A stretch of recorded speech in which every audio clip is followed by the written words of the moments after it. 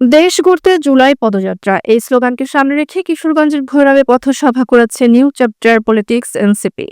ইনকিলাব ইনকিলাব আপোষটা সংগ্রাম দালালিরা রাজপথ। শনিবার বিকেল 5:30টায় ভৈরব শহরের সেন্টার পয়েন্ট এলাকায় অনুষ্ঠিত হয় কর্মসূচি। পথসভায় বক্তব্য রাখেন এনসিপি সদস্য সচিব আক্তার হোসেন, দক্ষিণাঞ্চলের মুখ্য সংগঠক হাসনাত আব্দুল্লাহ এবং বৈষম্য বিরোধী ছাত্র আন্দোলনের কিশোরগঞ্জ জেলা সংগঠক শরীফুল হক জয় প্রমুখ। বক্তারা বলেন, শুধুমাত্র সরকার পরিবর্তন নয়, প্রয়োজন রাষ্ট্র কাঠামোর আমূল সংস্কার।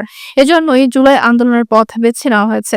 হাসনাত আব্দুল্লাহ তার বক্তব্যে বলেন, ভৈরবকে 65তম জেলা ঘোষণা করা হলেও এখনো বাস্তবায়ন হয়নি পূর্ণাঙ্গ প্রশাসনিক কাঠামো।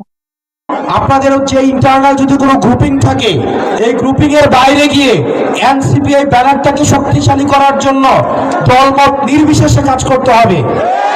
আমরা জানি এই প্রোগ্রামের জন্য আপনারা অনেক শ্রম দিয়েছেন, অনেক ঘাম দিয়েছেন, অনেক অর্থ খরচ করেছেন এবং এই গ্রুপিংগুলোকে একপাশে রেখে প্রোগ্রামটাকে সফল করার জন্য চেষ্টা করেছেন। এই প্রোগ্রামকে সফল করার জন্য যেভাবে চেষ্টা করেছেন, ঠিক একইভাবে এনসিপির ব্যানারটাকে ভৈরবে সমুন্নত করার জন্য আপনাদের একসাথে চেষ্টা করতে হবে। সদস্য সচিব আক্তার হোসেন বলেন, জনগণের ইচ্ছে ছাড়া ক্ষমতার হস্তান্তর দেশের জন্য সুফল বয়ে আনবে না। জনগণের হাতে ক্ষমতা ফিরিয়ে দিতে এই এনসিপির আন্দোলন।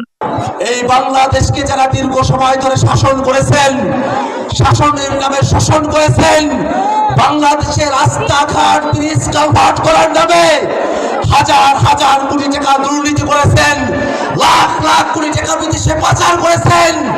পাচারের মধ্য দিয়ে উন্নয়নের রাজনীতি আমরা আর চাই না। পথসভা ঘিরে কয়েকদিন ধরে শহর জুড়ে প্রচারণা চালানো হয়। শহরের প্রধান সড়কে নির্মাণ করা হয় তোরণ, বিলবোর্ড ও পোস্টার সাজানো হয় বিভিন্ন স্থানে।